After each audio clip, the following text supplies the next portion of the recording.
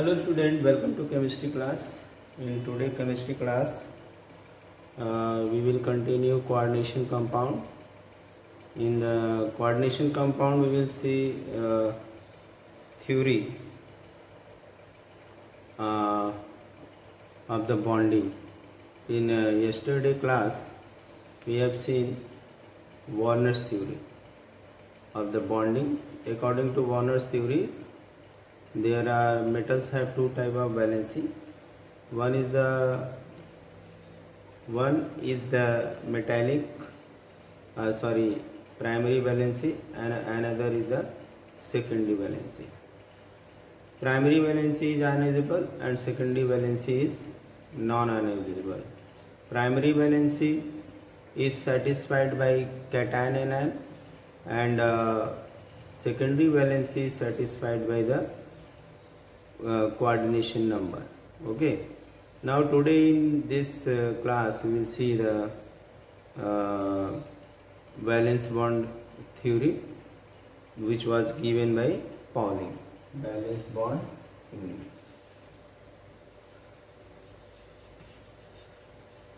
Bond theory. Valence bond theory. According to Pauling,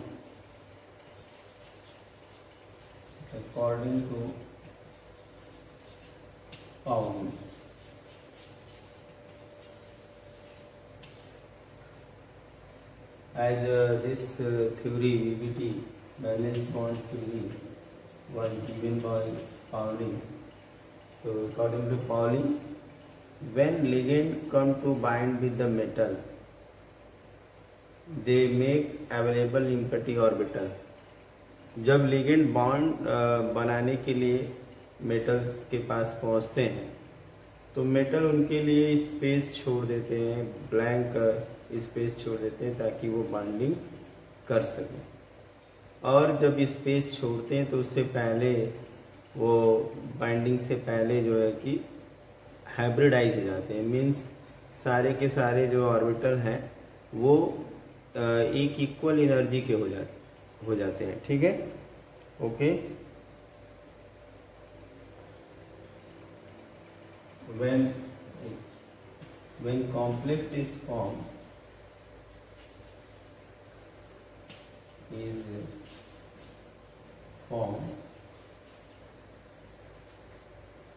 when complex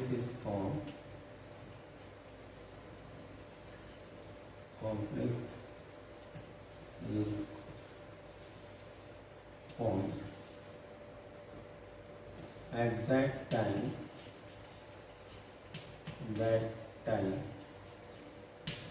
metal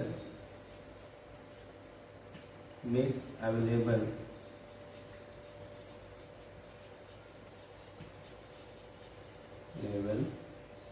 empty orbital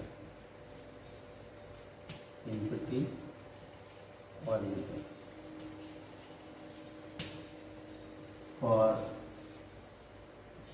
binding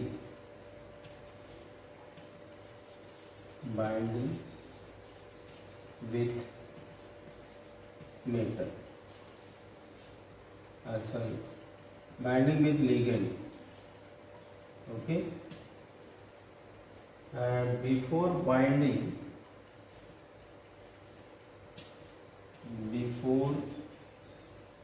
binding all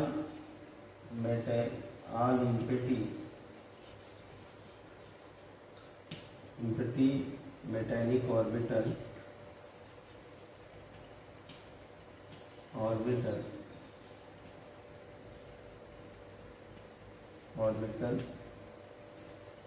first hybridize.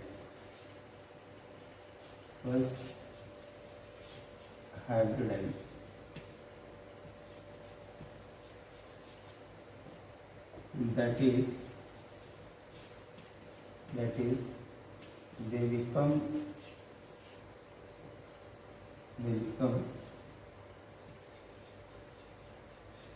orbital of equal energy, equal energy, they become orbital of equal energy। Okay, कहने का मतलब है कि अगर हमें पता है कि आज हमारे घर मेहमान आने वाले हैं तो हमें उनके रहने की व्यवस्था बनानी होगी। घर में उनके लिए कमरे खाली करने पड़ेंगे कि इस कमरे में जो है मेहमान रहेंगे। अब वही काम मेटल करते हैं। जब लिगेंड के साथ बॉन्ड बनाना होता है तो वो ऑर्बिटल अवेलेबल कराते हैं, इम्पटी ऑर्बिटल। क्योंकि मेटल और लिगेंड के बीच जो बॉन्ड होता है वो कैसा बॉन्ड होता है, वो कोऑर्डिनेट बॉन्ड होता है। एक तरह से क्या होता है, कोऑर्डिनेट बॉन्ड होता है। ठीक है, अब यहाँ पे जो नंबर ऑफ इम्पटी ऑर्बिटल है, कितने ऑर्बिटल खाली होने चाहिए, वो डिपेंड करते हैं कि कितने लिगेंड बाइंडिंग करने के लिए आ रहे हैं। Number of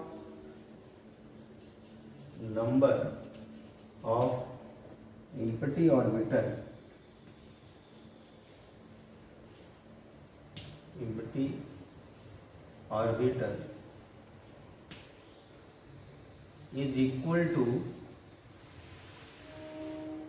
is equal to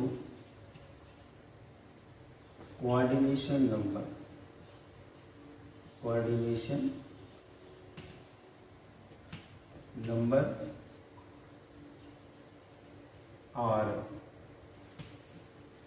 number of ligands। ठीक है, कितने मेहमान आ रहे हैं उस हिसाब से कमरे खाली कर देंगे। ठीक है, तो जब भी कोई लिगेंड बाइंड करने जाता है, कोऑर्डिनेट बॉन्ड बनाने जाता है मेटल के साथ, तो मेटल उसके लिए अवेलेबल कराता है इम्पटी ऑर्बिटल। और इम्पटी ऑर्बिटल की संख्या कितने लिगेंड है उसके बराबर होती है, यानी कोऑर्डिनेशन नंबर के बराबर होती है। ओके, और एक चीज और यहाँ पे बता दें कि हाइब्रिडाइजेशन ऑफ ऑर्बिटल, हमने बताया ना कि जब भी ये बाइंड करने जाएंगे तो हाइब्रिडाइज हो जाएंगे, सभी इक्वल एनर्जी के होंगे। अगर इक्वल एनर्जी के ऑर्बिटल नहीं होंगे तो वो बाइंडिंग नहीं कर सकते। तो हाइब्रिडाइजेशन होना जरूरी है, सभी ऑर्बिटल आपस में मिक्स होकर के इक्वल एनर्जी के हो जाते हैं। ये हाइब्रिडाइजेशन ऑफ ऑर्बिटल डिपेंड करता है nature of metal and nature of ligand approaching to the central metal. Hybridisation depends upon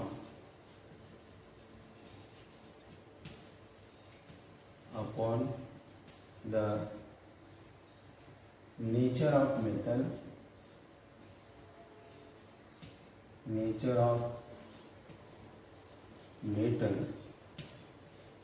and nature of metal and nature of ligands। Okay, nature of metal और nature of ligand के ऊपर depend करता है। ठीक है, तो अब यहाँ पे कैसे लिगेंड है कैसा मेटल है उसके ऊपर डिपेंड करता है। और इस बेस पे देखा जाए तो यहाँ पे दो तरह के कॉम्प्लेक्सेस होते हैं। ठीक है, नेचर ऑफ लिगेंड और नेचर ऑफ मेटल के बेस पे देखा जाए तो यहाँ पे दो तरह के कॉम्प्लेक्स होते हैं। एक तो इनर ऑर्बिटल कॉम्प्लेक्स होते हैं और एक आउटर ऑर्बिटल कॉम्प्लेक्स होते हैं। जैसे हम लोग के लाइफ में रिलेटिव दो तरह के होते हैं, एक तो दूर के रिश्तेदार और एक नज़दीक के रिश्तेदार। तो दूर के रिश्तेदारों के लिए हम लोग गेस्ट रूम खोल देते हैं, और अगर नज़दीक के रिश्तेदार हैं तो अपने रूम खोल देते हैं कि भाई अपने रूम में रहेंगे।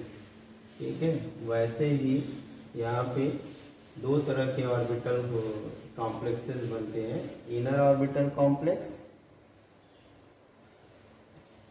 इनर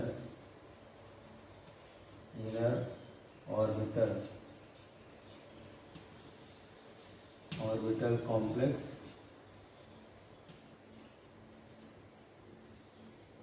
and outer orbital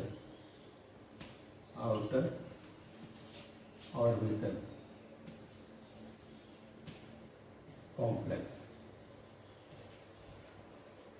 यहाँ पे दो तरह के कॉम्प्लेक्स होते हैं, इनर ऑर्बिटल कॉम्प्लेक्स और आउटर ऑर्बिटल कॉम्प्लेक्स। तो हम पहले देखेंगे इनर ऑर्बिटल कॉम्प्लेक्स क्या होता है।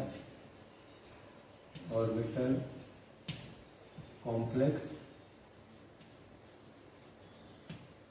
इनर ऑर्बिटल कॉम्प्लेक्स क्या होता है। इनर ऑर्बिटल कॉम्प्लेक्स वो होता है जिसमें सेंट्रल मेटल का डी ऑर्बिटल यूज होता है, अंदर वाला। यानी 3D 4s अगर हाइब्रिड इलेक्ट्रॉनिक कॉन्फ़िगरेशन है तो उसमें 3D अगर ऑर्बिटल यूज हो रहा है तो इसका मतलब वो इनर ऑर्बिटल होगा, ठीक है।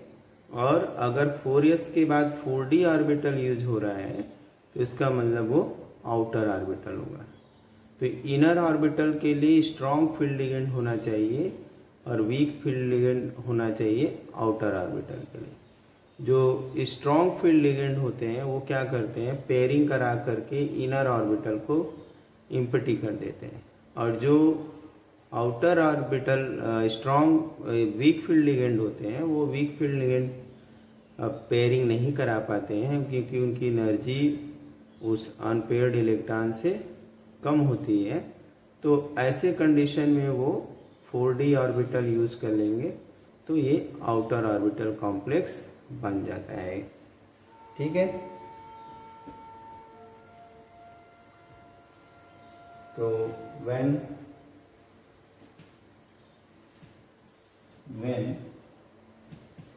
inner d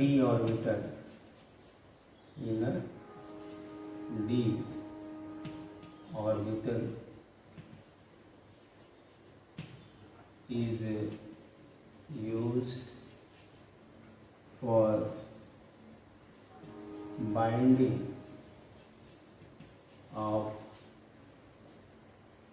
strong field ligand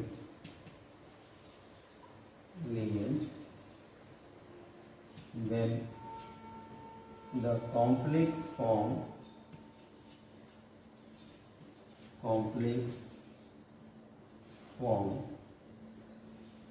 is known as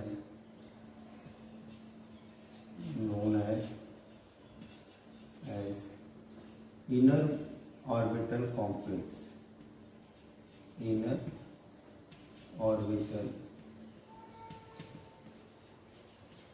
complex, okay. तो जब कभी भी स्ट्रॉन्ग फील्ड लिगेंड होंगे तो इनर डी ऑर्बिटल यूज होगा, और जब इनर डी ऑर्बिटल यूज होगा तो इनर ऑर्बिटल कॉम्प्लेक्स बन जाएंगे, ठीक है। अब नेक्स्ट यहाँ पे जो हाइब्रिडाइजेशन होता है, हाइब्रिडाइजेशन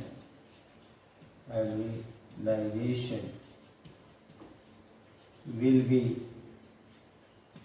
D2sp3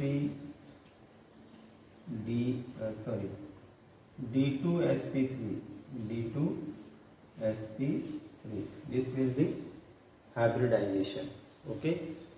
तो जब भी इनर ऑर्बिटल हाइब्रिडाइजेशन होगा तो हाइब्रिडाइजेशन D2sp3 होगा।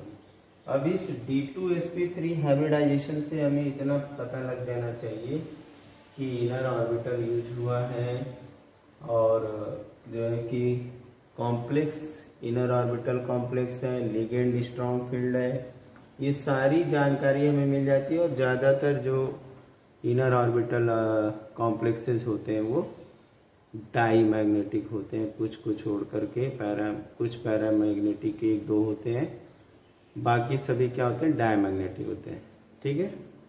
तो चलिए इसको भी लिख लेते हैं हम लोग। most of the outer field orbitals are the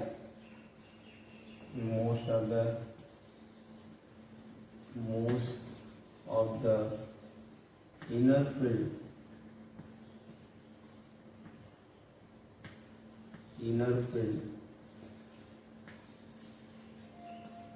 ligands inner field complex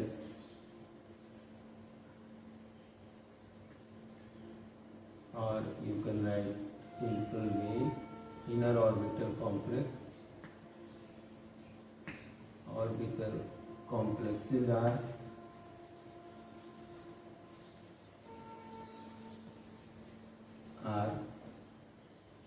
diamagnetic.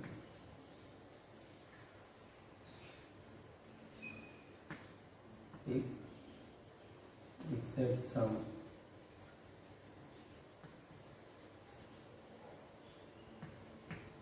कुछ को छोड़ करके सभी क्या होते हैं, डायमैग्नेटिक टाइप के होते हैं। क्यों? क्योंकि पेयरिंग हो चुकी होती है। ठीक है, अब इसमें अगर हम एक एग्जाम्पल ले लें तो एग्जाम्पल हमारा क्या है, K4 Fe(CN6) ये हमारा कॉम्प्लेक्स जो है इनर ऑर्बिटल कॉम्प्लेक्स है। यहाँ पे साइनाइड जो है स्ट्रॉन्ग फील्ड लिगेंड है और इसके थ्रू जो है कि इनर ऑर्बिटल खाली हो जाते हैं। कैसे जरा हम लोग यहाँ पे देखते हैं अभी। ठीक है, किस तरह से खाली हो जाते हैं इसको हम लोग देखेंगे। ओके, अब यहाँ पे जैसे कि हमने इसको एग्जाम्पल के ले लिया, यहाँ पे हमारा जो Fe है एटॉमिक नंबर इसका 26 है और यहाँ पे Fe 2 इलेक्ट्रॉन लूज कर रहा है। अगर यहाँ पे ऑक्सीडेशन नंबर निकालेंगे तो Fe2+ में कन्वर्ट हो जाएगा। अब हम लोग जानते हैं इसका इलेक्ट्रॉनिक कन्फिग्रेशन क्या होता है, 3d6 4s2। Okay, 3d6 4s2। अब ये 2 इलेक्ट्रॉन यहाँ निकल जाएंगे तो 3d6 4s0 हो जाएगा। ठीक है, अभी ऑर्बिटल को बना के देख लेते हैं। यहाँ से हमने कहा कि बिफोर हाइब्रिडाइजेशन अभी हमने यहाँ पे Fe2+ बनाना है। यहाँ पे 5 ऑर्बिटल्स है, 1 2 3 4 and this one is the 5. Here is this one and here will be, here is 3d, here is 4s and before hybridization you have 1 2 3 4 5. Okay, and here is the 6. Okay, now in excited state जब हमें hybridisation करना है, ठीक है, 2+ के state में hybridisation जब करना है, ये ऑर्बिटल्स अवेलेबल हो जाएंगे स्ट्रॉन्ग फील्ड लिगेंड के आने से पहले। अब यहाँ पे एक तो पेयरिंग ऑलरेडी है, ये इसके अंदर पेयर कर जाएगा। ओके, और ये इसके अंदर पेयर कर जाएगा, 2 ऑर्बिटल इम्पटी हो जाएंगे। ठीक, और यहाँ पे हमारा p ऑर्बिटल है 1 2 3। अब हमारे पास कितने हैं, 6 साइनाइड एटम है, तो 1 इधर हो गया Cn, 1 इधर हो गया Cn, 1 इधर हो गया Cn और फिर इसके बाद इधर हो गया Cn, इधर हो गया Cn और इधर हो गया Cn। ठीक है, इस तरह से हमारे ये 6 ऑर्बिटल यूज हो गए और यहाँ पे 2 d के हुए, 1 s का हुआ और 3 p के हुए, तो यहाँ पे d2sp3 हाइब्रिडाइजेशन हो गया। ठीक है, तो इस तरह से इनर ऑर्बिटल जो है कि कॉम्प्लेक्सेस बनते हैं। ठीक, अब इसके बाद हम लोग जो है कि आउटर ऑर्बिटल की बात करेंगे। ये और आउटर ऑर्बिटल कैसे बनते हैं, जस्ट इसी के अपोजिट है। ओके, तो यहाँ पे हमने क्या देखा कि अगर कोई नज़दीक का साइनाइड क्या है, आयरन का नज़दीकी रिश्तेदार है, स्ट्रॉन्ग फील्ड लिगेंड है, जिसके लिए आयरन ने एम्प्टी ऑर्बिटल अवेलेबल कर लिए। वीडियो को पॉज करके भी इसे आप लोग नोट कर सकते हैं। ठीक है, नाउ इसके बाद हम लोग देखेंगे outer orbital complex. Outer orbital complex. Okay, outer orbital complex. अब इस आउटर ऑर्बिटल कॉम्प्लेक्स में क्या हमने बताया कि in such type of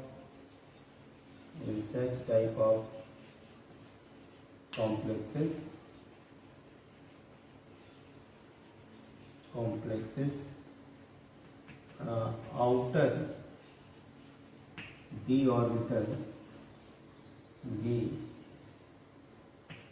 orbitals are used, that is during the formation of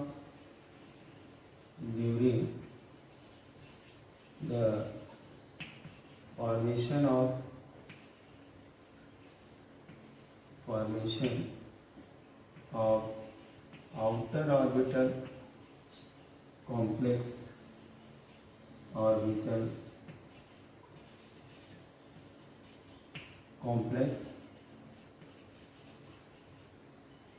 outer orbital complex,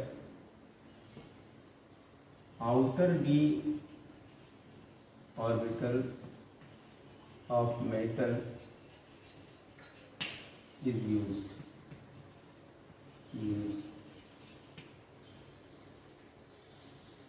when weak field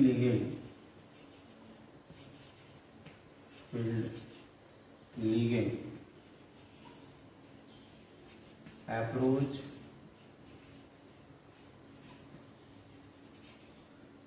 to central metal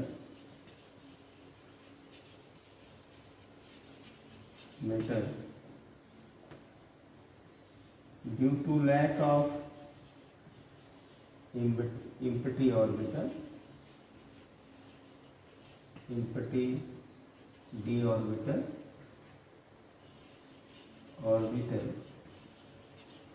it uses outer orbital. Note down this.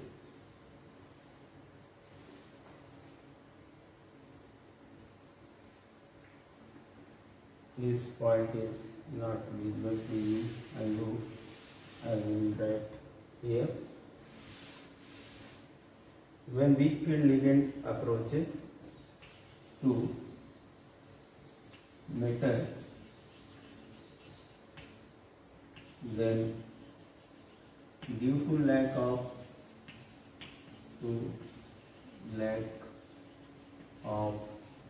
empty d orbital, it uses outer d orbital, outer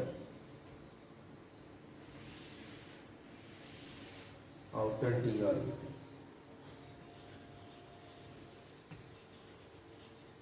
Okay, in such case most of the ligand are paramagnetic, complexes are, in such case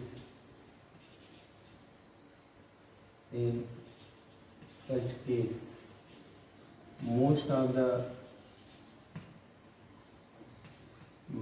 complexes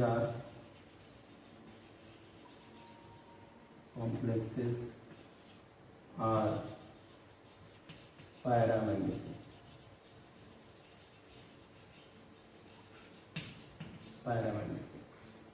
Okay, ये सारी चीज़ें अगर syllabus में delete हैं तो भी हमें पढ़ना है, क्योंकि कंपटीशन के लिए अपने आप को तैयार करना है।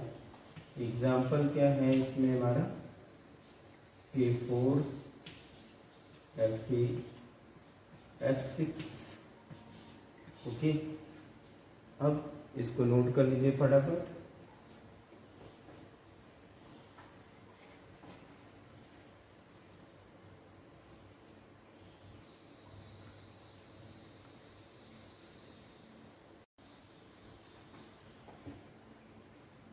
Have you noted this?